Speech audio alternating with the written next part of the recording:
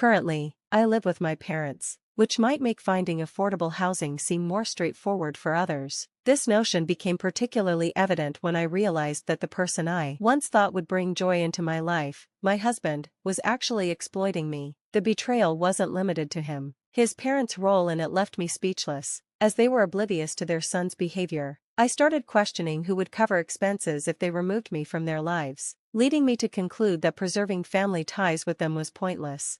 Once this awareness settled in, I acted swiftly, reaching out to arrange logistics. I set up a service to collect all the household appliances. The next day, I made another call for them to pick up the furniture as well. This sudden shift caused my husband, Dennis, to panic, calling out to me in desperation. My name is Cheryl Jean, a 33-year-old who has worked remotely since college graduation. My job only requires me to visit the office once a month. A setup that's ideal, since I use a wheelchair due to a motorcycle accident during college. A car struck me from behind, throwing me into the air. Though my life was spared without critical injuries, my legs suffered permanent damage. Rehabilitation efforts have been ongoing, but improvement is unlikely.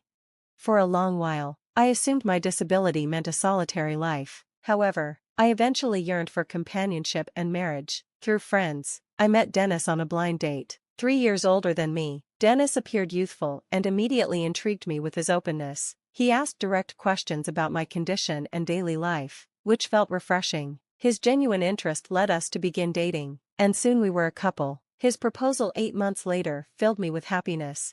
But everything changed after we got married. We moved into my accessible rental home, chosen specifically for wheelchair adaptability, despite its higher rent. Dennis seemed to appreciate these features at first, but as time went on, he showed little inclination to help with household responsibilities. Even minor requests for help were met with excuses, revealing an imbalance in our relationship.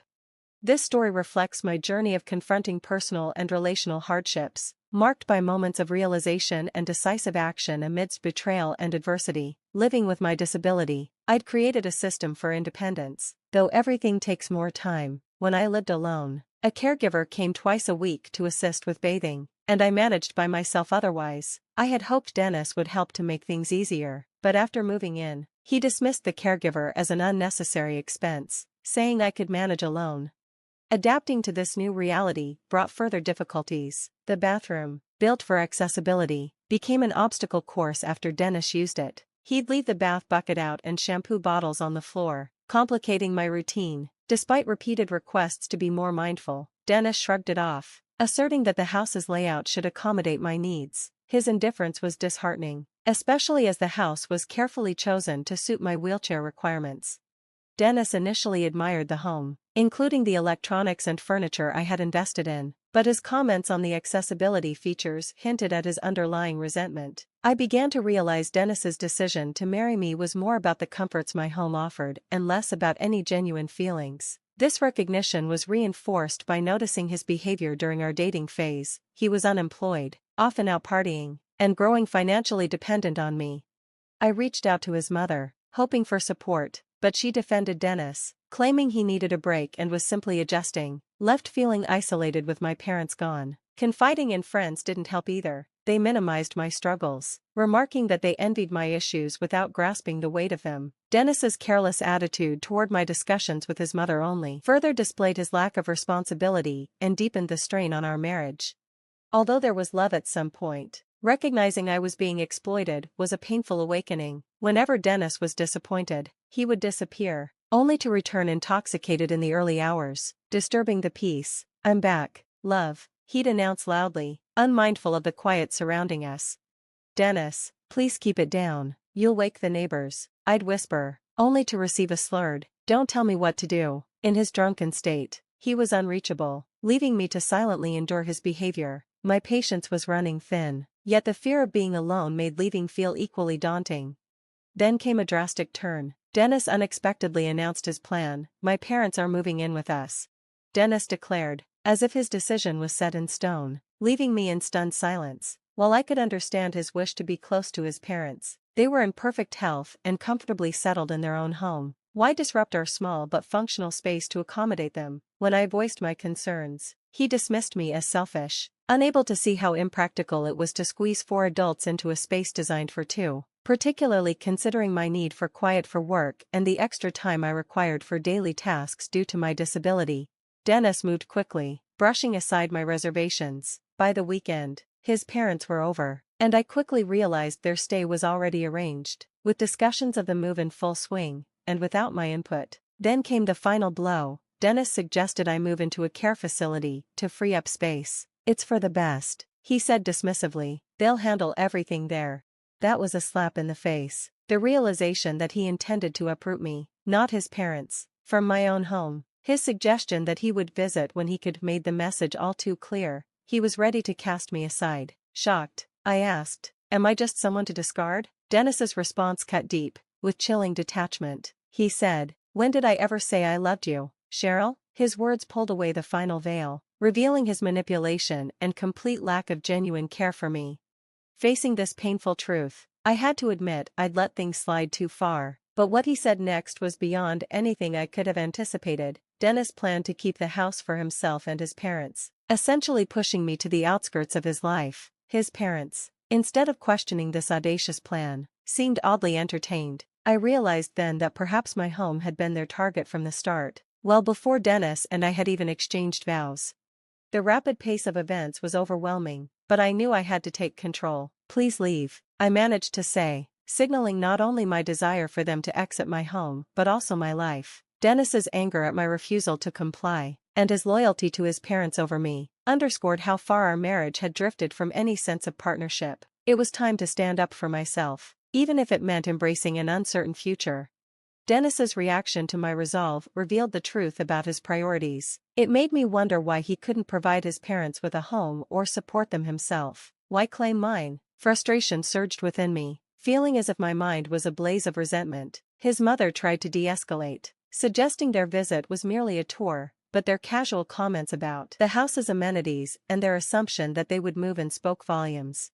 As I fought to stay calm, a question nagged at me: how did they expect to manage financially without me? Dennis only worked part-time, and his parents were on pensions. I had been the one covering the hefty monthly rent of $3,500. Had they convinced themselves that Dennis was the provider? Dennis left that night, perhaps celebrating his new plan with his parents, but I used the time to make my own moves. I called a real estate agent and started sorting my belongings, taking a cold, hard look at what I wanted to keep and what I could leave behind. When Dennis returned, his shock at my decisiveness and my announcement of divorce were met with disbelief. His reaction showed how much he had taken for granted, that I'd be unable to leave him due to my disability. His condescension had kept him from seeing my independence and inner strength. As he processed my decision, Dennis's confidence dissolved into panic, struggling to comprehend that I was choosing a life alone over one of misery with him. His desperation was a stark contrast to his earlier bravado, and I knew I had finally taken back control. This moment marked a significant shift in my life. I no longer saw myself as the silent, passive partner tolerating neglect and disrespect. Announcing my plans to move out and pursue divorce, I saw Dennis's anxiety spike. His half-hearted offer to delay my departure, cloaked as concern, was a weak attempt to regain control, but I was resolute. I had already found a new place. The empowerment of that decision felt liberating, allowing me to step out from the shadow of a marriage that had become a burden. As Dennis scrambled to adapt to this new reality, his true colors became clearer. My choice to walk away was driven by newfound strength, marking the beginning of a journey to reclaim my independence and dignity. I had already been contemplating my future long before I met Dennis, eyeing a specific assisted living facility that promised the comfort and independence of a condo. While recovering in the hospital, I immersed myself in investment literature, deciding to diversify my portfolio through stocks and real estate. Thanks to my earnings and a hidden inheritance from my parents, I had bought this facility and was leasing it out, an asset I had never shared with Dennis. When Dennis urged me to reconsider our separation, proposing we all live together with his parents, it only underscored his inability to grasp the situation. The thought of staying in such a stifling arrangement was unthinkable for me. His accusations of selfishness, in light of my resolve to leave, felt deeply ironic given his own self-centeredness. After a moment of silence following my refusal, it was evident he was wrestling with the reality of our situation. Ultimately, when Dennis agreed to a divorce, it seemed more a matter of resignation than understanding. Perhaps he believed living with his parents would relieve him of household responsibilities. His return to his parents to strategize next steps, while pressing me to expedite my departure, confirmed his detachment from the reality of our failing marriage. My move was swift, finalized within a week, during which Dennis was noticeably absent. Our next meeting occurred as I was settling into my new place. His shock at the nearly empty state of our former home was evident, and his agitation grew when he discovered I had arranged for the removal of the furniture and appliances, all of which had been mine before we married. The only items I left behind were in 3 cardboard boxes, including a clothing container we had purchased together. When Dennis and his parents protested the necessity of asset division, I pointed out the stark reality of the home's rental status, something I had clearly communicated at the start of our marriage. They were stunned to learn that the rent was $3,000, with the potential for an increase due to the property's accessibility features. This misunderstanding about our living situation underscored the broader miscommunications and disconnects that had plagued our relationship, revealing the financial and emotional rifts that had grown between us. After we parted ways, interest in the property surged, prompting me to advise Dennis and his parents to find a new home. Their surprise and dismay at my late notice underscored their lack of preparation for the consequences of our separation. Despite Dennis's threats of legal action, his financial instability made such threats impractical. When confronted with photographic evidence of Dennis's irresponsible behavior, the reality of their precarious situation became undeniable. His parents were shocked by these revelations, and Dennis's pleas for reconciliation highlighted their desperation. The situation escalated dramatically when Dennis revealed his family's impending homelessness due to the foreclosure of their property, stemming from his father's accumulating debts. This disclosure illuminated Dennis's earlier motivations for marrying me. He sought financial security rather than a partnership based on mutual respect and love. Regardless of their appeals, my decision remained firm. The divorce had severed any obligation or desire to assist them further. Dennis's attempts to reclaim the furniture and electronics under the guise of necessity were transparent and futile. My refusal to comply with his demands was resolute, emphasizing my commitment to independence and self-reliance. The process of evicting them from the property, facilitated by the lease being in my name, was straightforward, marking a decisive end to our entanglement. As they faced the reality of finding new accommodation, Dennis's parting words reflected his bitterness and resentment. The freedom and dignity of living on my terms, free from the constraints and conflicts of our failed marriage, were invaluable to me. Closing this chapter allowed me to move forward, liberated from their dependency and deceit.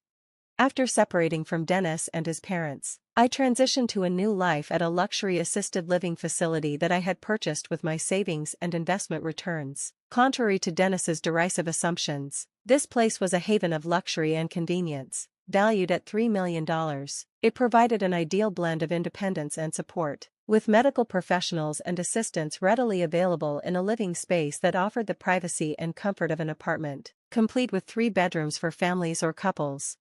When Dennis unexpectedly appeared at the facility, his astonishment was evident. He couldn't fathom the quality of life I had secured for myself, far from the crappy environment he had belittled. Despite our divorce and his evident desperation, now residing in a motel and struggling to find stable employment, his plea for reconciliation and to share in my new life was both audacious and transparent. His self-centeredness was unchanged, as he seemed to have abandoned his parents in his quest for personal comfort.